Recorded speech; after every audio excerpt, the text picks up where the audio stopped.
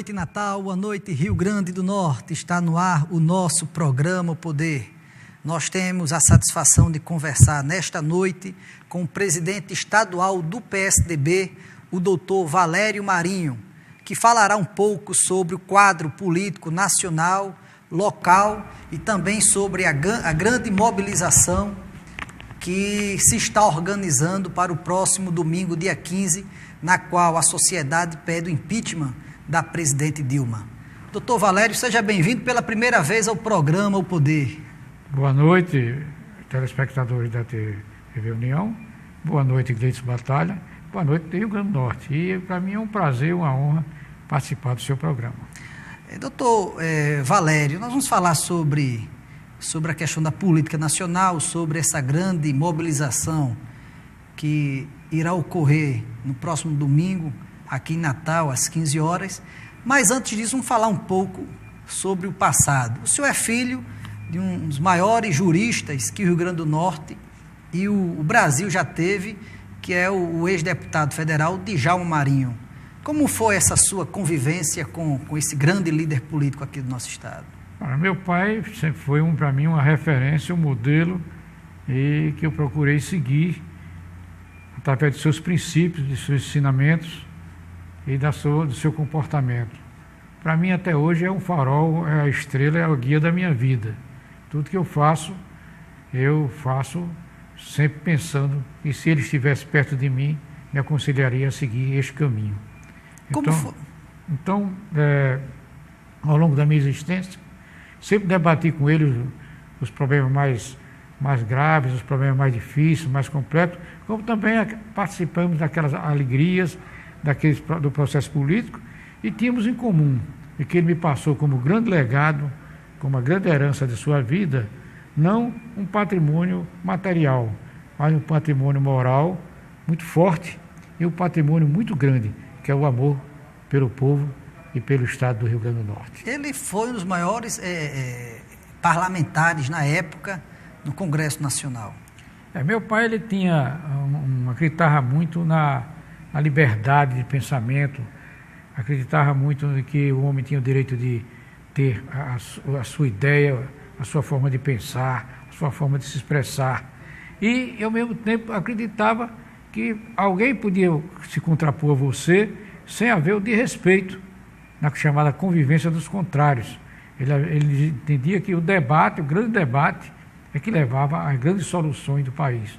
O país não podia ficar à mercê, à deriva de uma ideia somente. Todas as ideias são sujeitas a crivos, a experimentos, a sofrer a crítica e a sofrer a análise dessa ideia, para que ela possa finalmente chegar à síntese maior de um sucesso, que é o pensamento do consensual. O deputado Djalma era muito amigo, muito ligado ao ex-senador Dinarte Marins.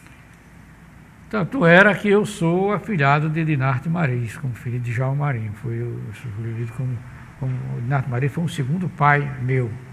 E Dinarte também era um homem de palavra, era o irmão do meu pai, era o irmão que meu pai teve durante toda a vida. Além dos irmãos de sangue, tinha Dinarte como um irmão de pensamento, de amor pelo Rio Grande do Norte, de civismo, de patriotismo, de vocação para essa terra. Então, o Dinarte sempre caminhou de mãos dadas com meu pai nos processos políticos muito radicais que havia no nosso estado, e que papai tinha um pensamento mais suave, mais, vamos dizer, conciliador, mas nunca deixou de ficar Dinarte em qualquer momento, em qualquer hora, nas decisões maiores da política do nosso estado. Quais são as maiores lembranças que o senhor tem daquela grande campanha de 1960, onde ele disputou o governo com o governador Aloysio Alves? Não, eu tenho uma lembrança de que havia uma eleição muito radical, muito forte, havia uma bandeira, havia uma cor, havia um gesto, mas havia também certas coisas que eram ditas que, dentro do radicalismo, naquela época, elas eram aceitas como verdade. O que o papai sofreu foi o que não havia ainda, que hoje é comum, marqueteiros. Então, o candidato que vencedor, Aloysio Alves, tinha ao lado dele uma experiência de Carlos Lacerda, do Rio de Janeiro, que trouxe um marqueteiro inteligente e plantou aqui determinados padrões, slogans, e foi vencedor, ganhou, teve mais votos do que meu pai, 11 mil votos mais do que meu pai. Então, agora, as eleições aqui sempre terminavam em batalhas jurídicas.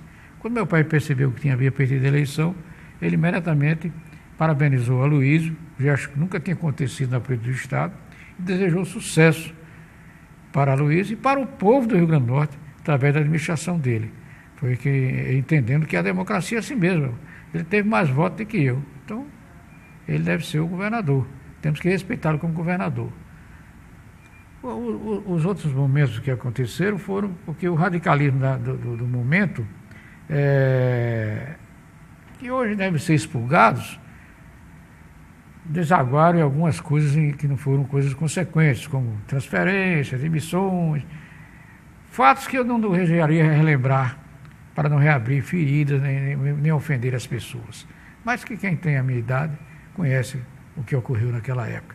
O importante é que meu pai era deputado federal e Aloysio era governador, e nessas condições ele trabalhou muito em prol do Rio Grande do Norte, porque acima de tudo estava a bandeira do nosso estado. E em qualquer lugar que ele estivesse, em qualquer momento que ele estivesse, ele dizia que levava a tiracolo, a expressão dele, não só a bandeira de Nova Cruz, onde ele era egresso, nativo, mas também a bandeira do estado do Rio Grande do Norte. Doutor Valério, o senhor é presidente estadual do PSDB. Como é que o senhor tem visto aí esses escândalos envolvendo o Partido dos Trabalhadores em relação à Petrobras?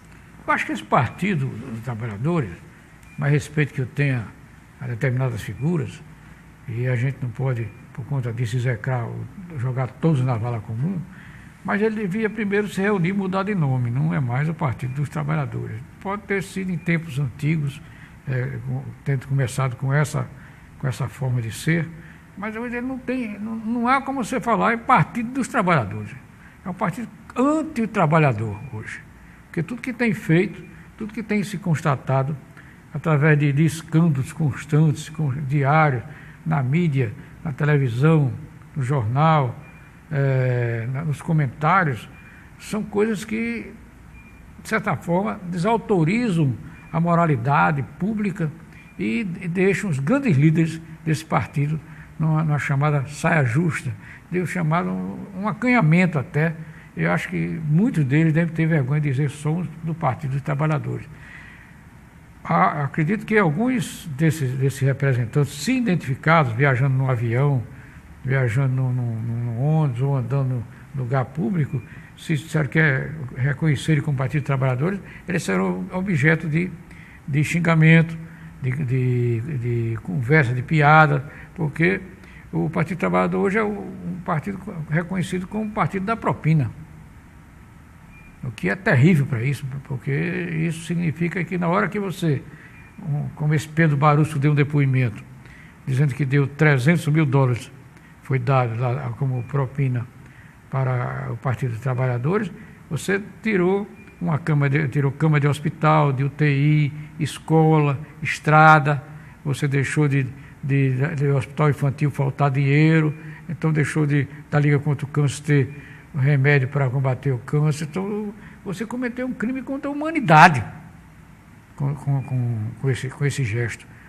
E o que a sociedade brasileira está se rebelando é contra esse tipo de comportamento, que é um tipo de comportamento nocivo, diferenciado daquilo que se pregava. Se pregava que se ia fazer uma revolução social em benefício dos pobres. Mas como é que você pode dizer que está fazendo revolução social em benefício dos pobres se você está roubando o Petrolão, roubando do Mensalão, e os líderes maiores desse partido, o presidente do partido, o chefe da Casa Civil, e agora tantas pessoas estão sendo indiciadas, foram para a prisão, estão cumprindo na Papuda, né, prisão de reclusão, porque o Supremo Tribunal os condenou. Então, esse partido ele perdeu a virgindade moral, né? A virgindade moral, você pode dizer, pois deu essa virgindade moral, e parece que não tem mais como recuperá-la, porque a dia, cada hora, cada depoimento, vejam, prestem atenção a essa CPI que está sendo feita aí na Câmara, mais denúncias virão. E agora vem Belo Monte, vai vir fundo de pensão, BNDES, partido que constrói investimentos através do BNDES em países aí como a Venezuela, na África, onde ditadores de plantão recebem empresas brasileiras, a troco de quê? Isso também vai arrebentar, vai aparecer, vai desaguar em outro petrolão. Nós temos medo do que possa acontecer nesse país por conta da falta de moralidade pública que esse partido está conduzindo o destino da nossa nação.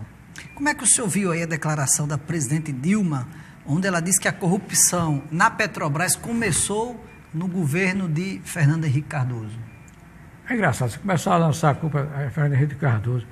Ontem eles levaram o Barroso para depor, pensando que isso ia acontecer. Eu estou no depoimento do Barroso disse o seguinte, se todos ouviram, em 94, 97, 98, por aí, eu comecei a receber propina pessoalmente para mim. Eu mesmo fazia meus esquemas. Agora, a institucionalização, o aparelhamento da propina foi institucionalizada a partir de 2003, 2004, governo do PT, governo de Lula. Foi aí onde apareceu a figura tenebrosa do diretor financeiro do PT, João Vacari Neto. E ele tinha a parte do leão em qualquer contrato que a Petrobras realizava no departamento que a diretoria que Pedro Barroso era o dirigente. Então ele mesmo falou na CPI que a propina ao partido começou no início do governo do presidente Lula. Disse que a propina institucionalizada, repare bem, se eu fazia as jogadas para mim pessoalmente. A particular. Particularmente, eu mesmo fazia. Mas quando o PT assumiu o governo, quando houve, em 2003, 2004, o PT assumiu o governo, passou a ser institucionalizada. E nesse momento apareceu a figura para receber dinheiro pelo PT, que era o diretor financeiro tesoureiro do PT, o João Vacari Neto. E ele foi muito, muito claro nisso, repetiu várias e várias vezes durante o depoimento dele, prestado perante a Comissão Parlamentar de Inquérito, que hoje existe na Câmara Federal. Ok, nós vamos agora a um breve intervalo e voltaremos em instantes entrevistando o presidente estadual do PSDB, o doutor Valério Marinho. Até lá.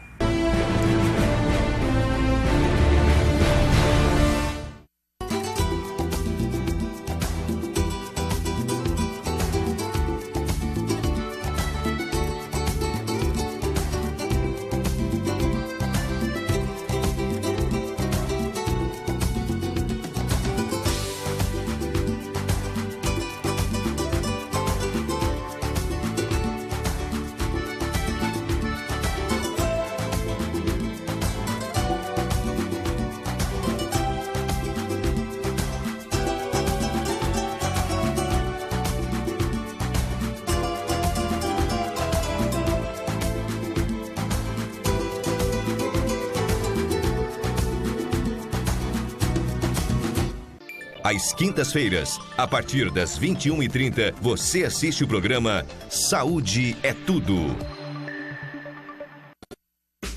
Os tumores de origem muscular podem atingir crianças e adolescentes. Fique alerta. Observe se há sinais de aparecimento de tumores na cabeça, pescoço, braços e pernas. E não esqueça de consultar o pediatra o mais rápido possível. Lembre-se, na cura do câncer infanto-juvenil, quanto mais cedo melhor. Uma iniciativa da Casa do Val Paiva.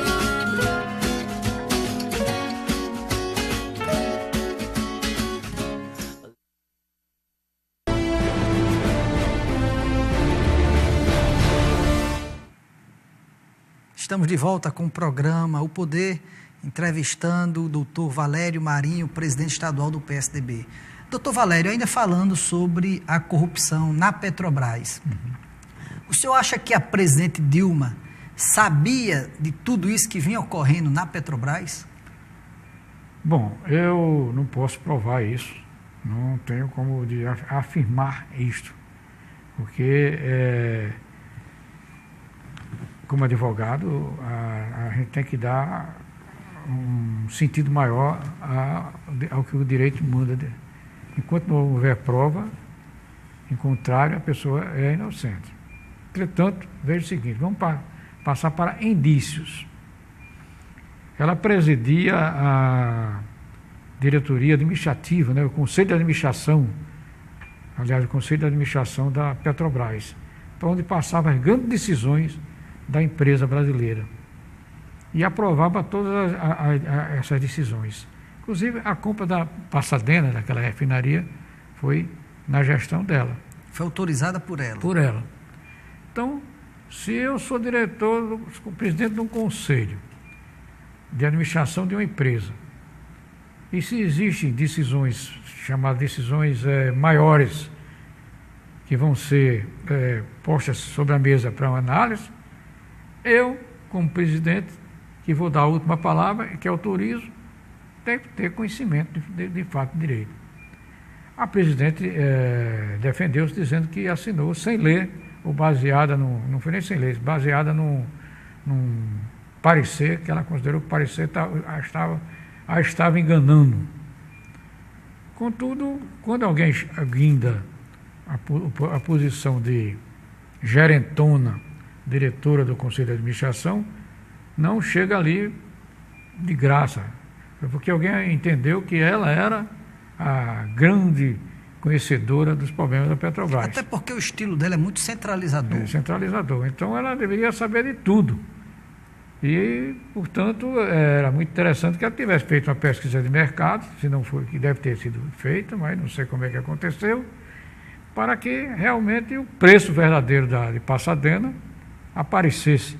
E também os resultados técnicos, se o petróleo que era produzido lá, no petróleo que serviria ao Brasil, serviria para ser comercializado de uma maneira que desse lucro para a empresa, que a empresa da Petrobras é uma empresa brasileira, mas a finalidade é social, mas é também de lucro, principalmente de lucro, a sua empresa para gerar dividendos para mover o Brasil, seja investimentos sociais, nos programas sociais, seja e outros investimentos do governo federal.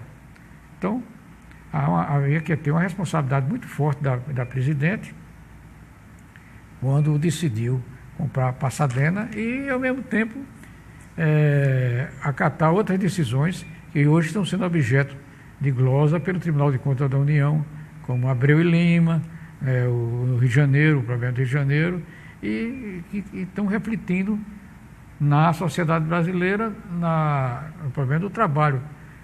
Todas as televisões hoje dizem que nessas áreas onde a Petrobras tinha grandes canteiros de obras, o chamado desemprego hoje é um fato notório. Operários de construções de empresas que estão envolvidas na Lava Jato, que há 3, 4 meses não recebem o salário, estão chorando, estão desesperados na porta da Petrobras pedindo soluções. Então veja o que aconteceu. Além de se tirar o dinheiro dos programas sociais, de dinheiro que nós pagamos forte, tiramos do nosso bolso, nós, cidadãos brasileiros, fomos surrupiados, fomos roubados, também se hoje gera-se desemprego numa empresa estatal brasileira. Doutor Valério, por tudo que está ocorrendo no Brasil, cabe um pedido de impeachment da presidente Dilma? Veja bem, juridicamente. Juridicamente, o impeachment está previsto na Constituição. Antigamente, anteriormente, foi Collor, por conta de um carrinho de Elba, foi para a rua, foi vítima de impeachment na Câmara, e a única coisa que havia contra ele é que ele havia recebido um carro Elba de Paulo César Faria, ou quantas pessoais dele pagam um cheque Paulo César Faria, coisas pequenas, diminutas, liliputianas em relação ao que está acontecendo. Proporcionalmente hoje. Muito menor. E o PT foi para a rua. E depois foi para a rua no governo de Fernando Henrique Cardoso, dizendo fora FHC. pedindo impeachment de Fernando Henrique Cardoso. Nós não estamos dizendo que somos a favor de impeachment, mas a voz das ruas vai dizer até que ponto. Porque a soma, a montanha de lama que está sendo construída nesse país está, de certa forma, estarrecendo e constrangendo e envergonhando o nosso povo, que eu não sei até que ponto isso poderá chegar. Não digo que vá haver impeachment, mas que o impeachment está previsto na Constituição e, se for comprovado que há improbidade administrativa da presidente, poderá ocorrer. Não estou dizendo que nós somos a favor. Nós, no princípio, não somos a favor do impeachment, mas, dependendo das circunstâncias, daquilo que vai se levantando o tapete e a sujeira for aparecendo, talvez seja essa uma solução que possa a sociedade exigir. A direção do PT está chamando, dizendo que as pessoas que vão para essa mobilização no próximo domingo são fascistas. O que é que o senhor tem a dizer sobre isso? É interessante porque o PT desqualifica logo quem o contesta.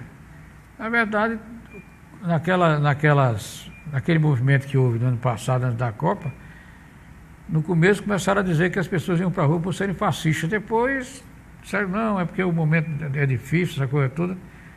Já entenderam que não era.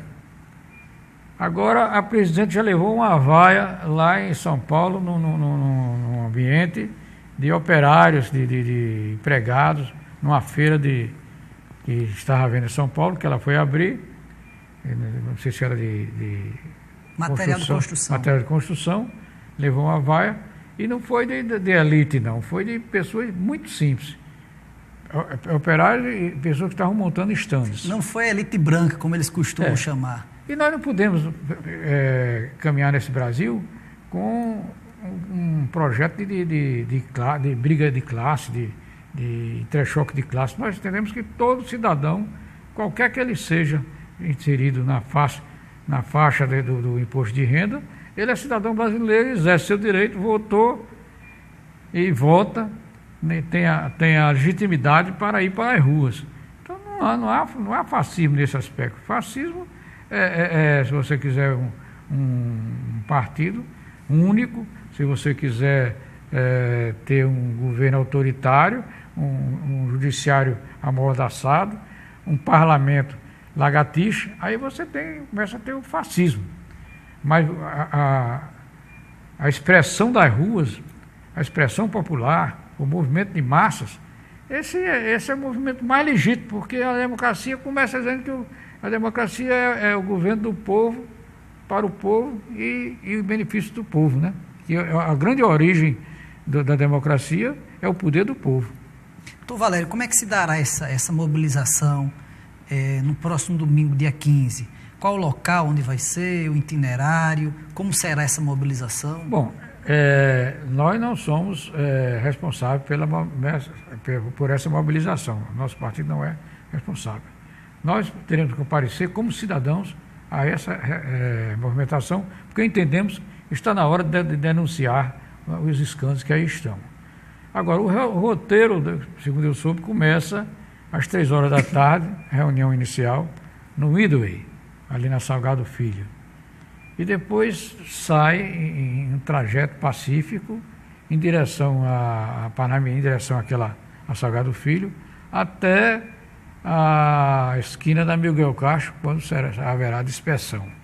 Nesse meio tempo, algumas pessoas usaram da palavra, farão pronunciamentos, usaram faixa, conversarão, dirão palavras de protesto, mas tudo dentro da mais absoluta ordem e, de certa forma, demonstrando a insatisfação do povo brasileiro, da sociedade norte-grandense, como um todo, da nação, contra esse governo de descalabros que aí está. Então, qualquer pessoa, independente de partido político, de grau social, qualquer pessoa pode participar dessa mobilização? Lá nós exigimos carteira de ninguém. Lá se exige apenas ser cidadão brasileiro, no gozo das suas prerrogativas, ou mesmo pode até levar seus filhos, pode levar quem você quiser, porque lá não haverá a grande família brasileira.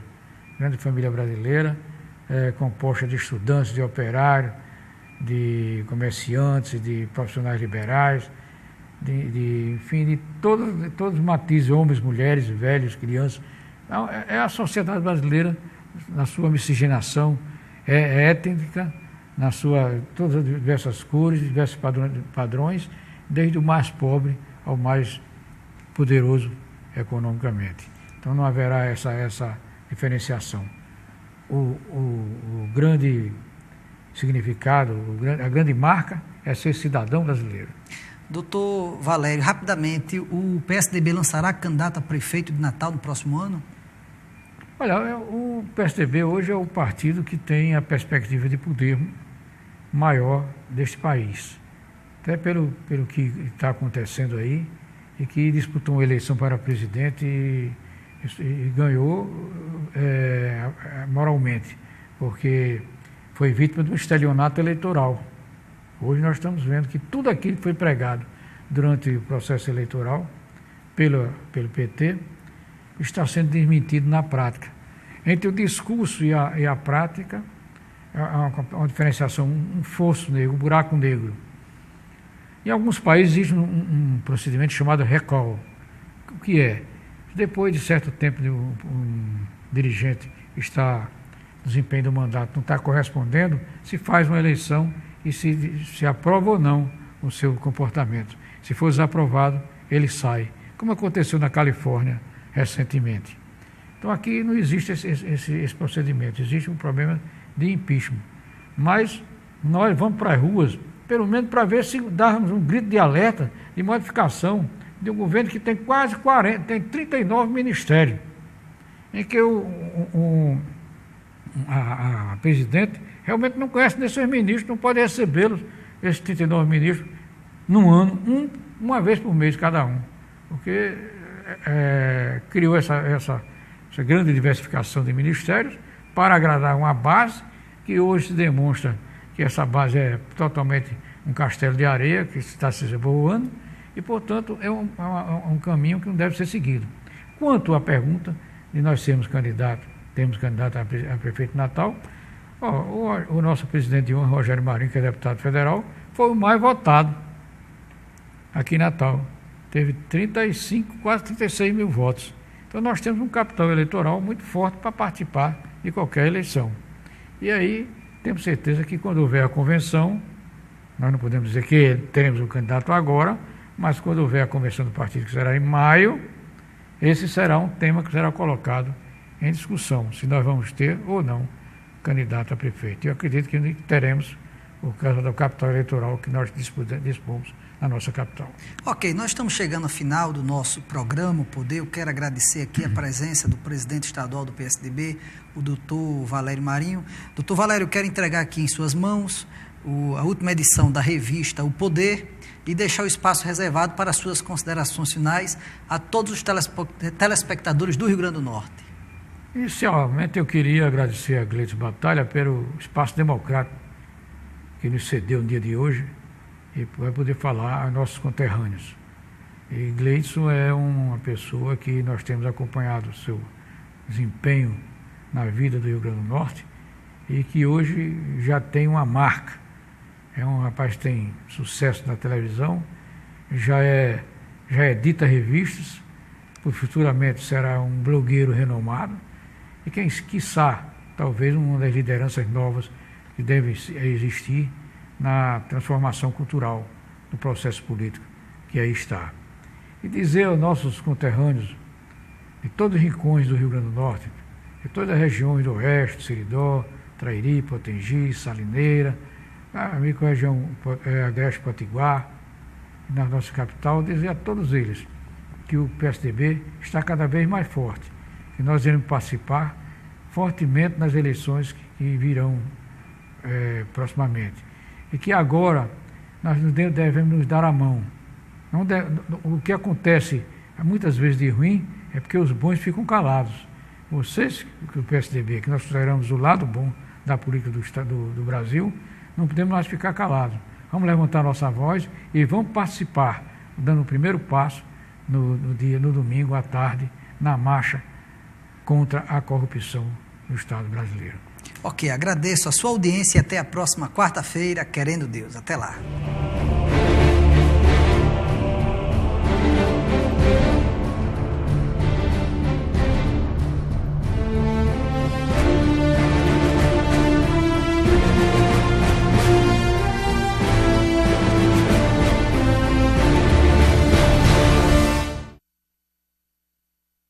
Às quintas-feiras, a partir das 21h30, você assiste o programa Saúde é Tudo.